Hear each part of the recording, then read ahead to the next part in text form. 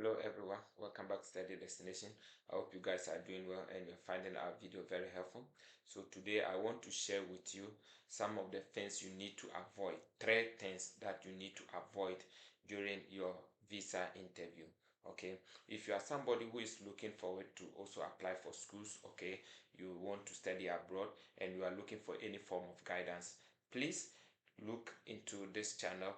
There is a channel description at the top there, and you can get the opportunity to get into our platform. There's a WhatsApp link where you can get to our platform and be mentored free of charge. All you need is to subject yourself for mentorship. Okay, so if you are watching on TikTok, on Facebook, or any other social media, you may not get the full video. Come to YouTube, check Study Destinations, and then you will get the link. Okay, so in fact, there are so many things that leads to rejections of visa, and some of them are very trivial. Okay, some of them are very trivial, and some of them too are misconception. And as an applicant, because you have invested a lot of money, you have invested your time, and you have invested your energy, and all your hopes are that you are able to get your visa. At this stage, we don't want to leave any stone unturned. We want to be very much prepared. But because we have a lot of information from different sources and different places that we prepare ourselves for this interview, sometimes it becomes very confusing and you do not know what to do. But I'm here to give you clarity and then give you some specific things that I have learned over the years per my own experience, both in Germany and also in the United States embassies, as a student who is looking for who was looking for, let me say who was looking, because I'm no more looking for a visa for to study. Somebody who was looking for a visa to study. Okay, so I'm going to give you some 3 basic things that you will need to avoid so that your visa will not be rejected. You need to be very critical about this. If you need anything relating to visa preparation, okay, you are welcome to join me. Okay, from now onwards I'll be having live sessions, and you can also join me. We can arrange one-on-one for free. Okay, this is entirely a humanitarian service that I'm doing for free of charge, so I can do this also for you if you need it. Okay, and I also have online session. Check in the YouTube description, you will see that there, one of the playlists, there is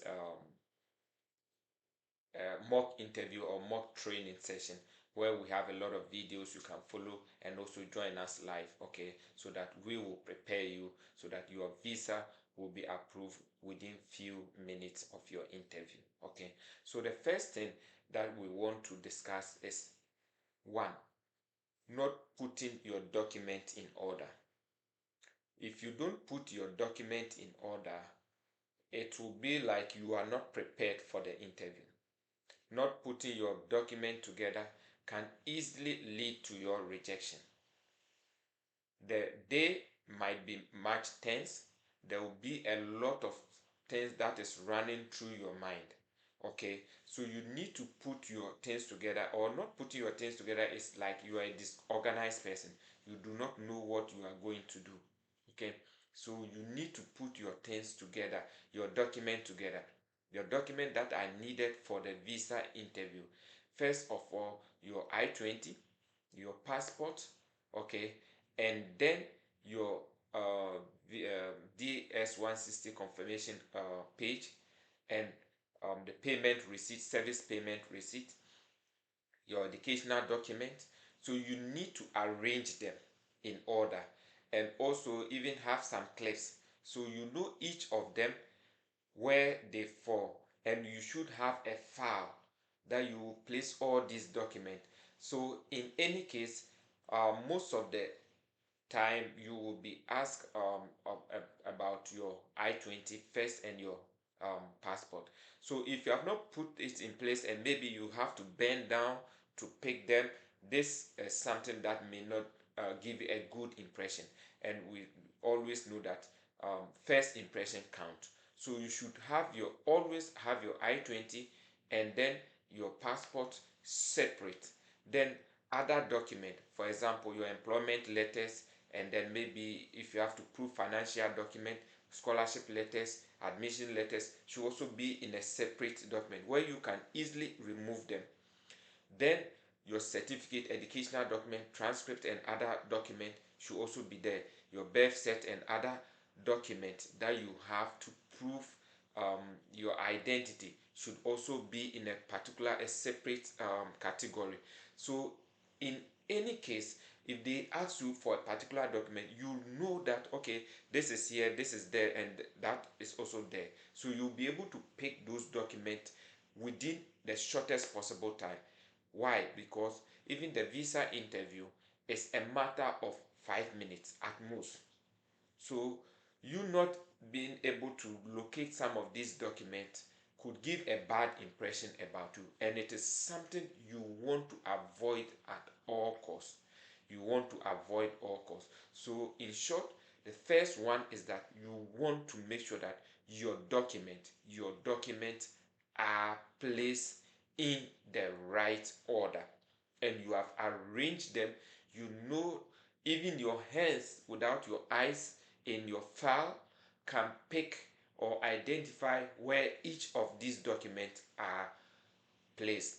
So please and please again, the first one is that you want to make sure that you have put all your documents in the right order, and you can take them as and when they are being asked. Please avoid pushing documents to officers, visa officers, when they have not asked.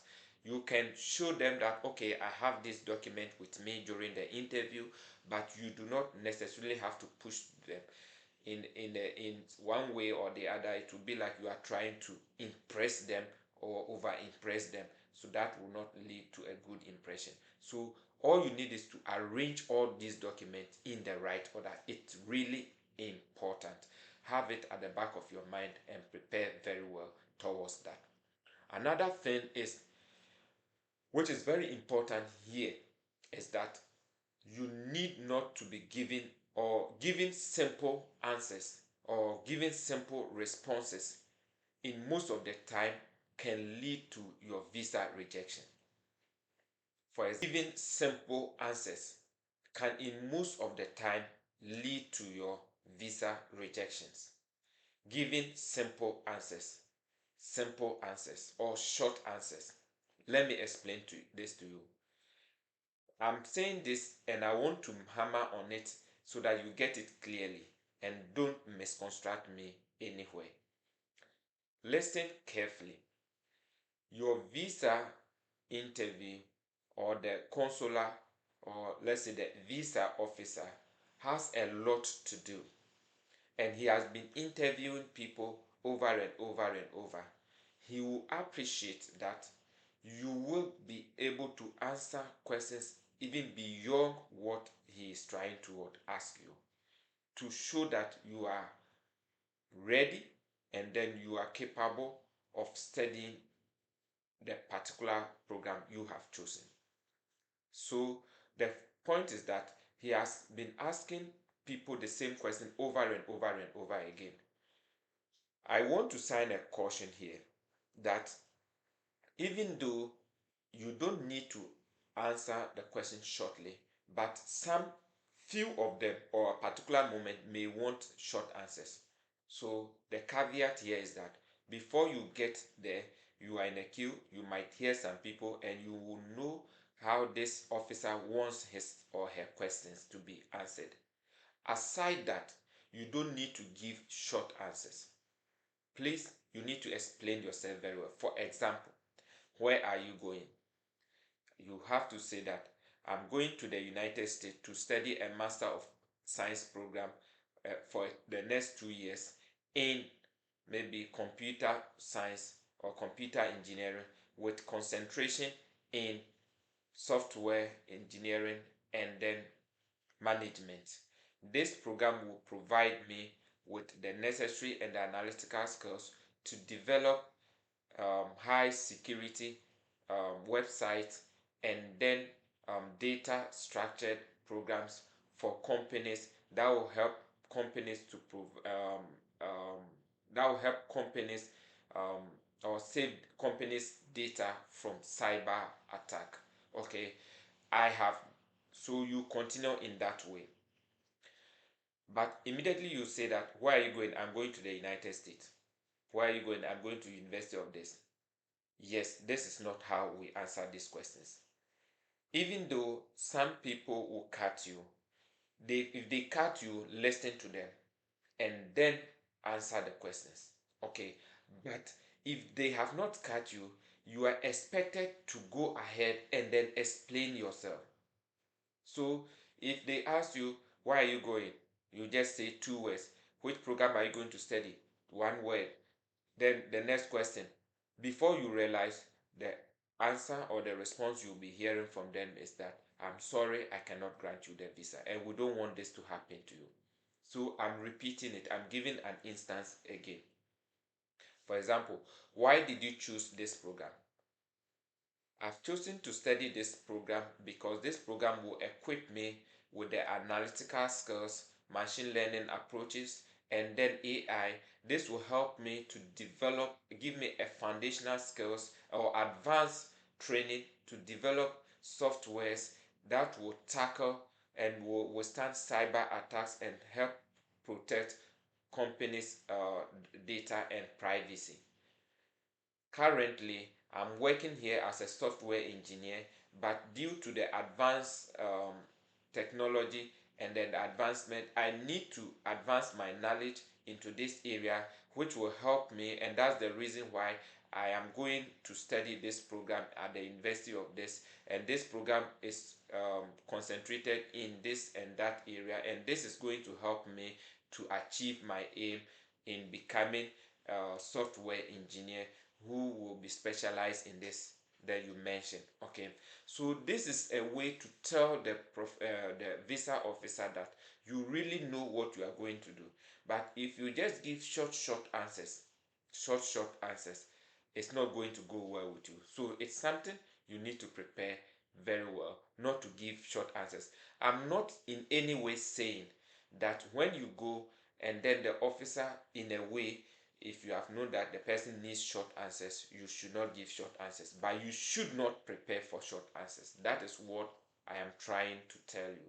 I'm trying to tell you that you do not need to give short answers. Please, I want you to write in the comment section if you really understand what I am saying. And if you have question to what I'm saying, please put it in the comment section and I'm going to respond to them. Okay.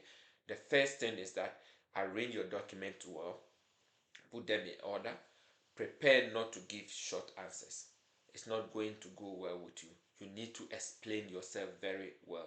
It will help the visa officer, it will help his or her work, okay, so that he doesn't have to bother answering you so many questions. He expects that because he's tired and he's doing a lot, doing the same thing over and over. It's expected that as he asks you question A, you might even answer and go into question B that he might not ask you. This will make him approve your visa on time. So please, you have to have this at the back of your mind. The last thing that I want to give you, which is a magic, is like, do not anticipate that you are going to be given the same question that somebody might have prepared you, irrespective of ex visa officers, whoever is the expert. I am also training a lot of people or in different countries, and um, I give them sample of questions to try them, to build their confidence, to help them be able to answer other questions that might come across. So if you go with the mindset that they gave me 10 questions and out of these 10 questions, that's what I'm going to meet, please, this notion or this idea may lead to your rejection. It might not end you well. So please be very, very careful with this kind of mindset, because I don't know, a lot of people have that mindset because they think they've been prepared, because some people even pay a lot of money to meet as visa officers so that they can go through this training. Yes, sometimes it's good, yeah, but I am saying and I'm repeating that the same question you've been trained with, it may not be the same questions that they will what answer. They will ask you. The good thing is that how you've been trained, the mock training is going to build your confidence, is going to open your eyes so that you can answer so many questions. For example, when I was going to Germany, I was asked that one of the questions that I was asked, I never anticipated was, how much will you be paid when you come back?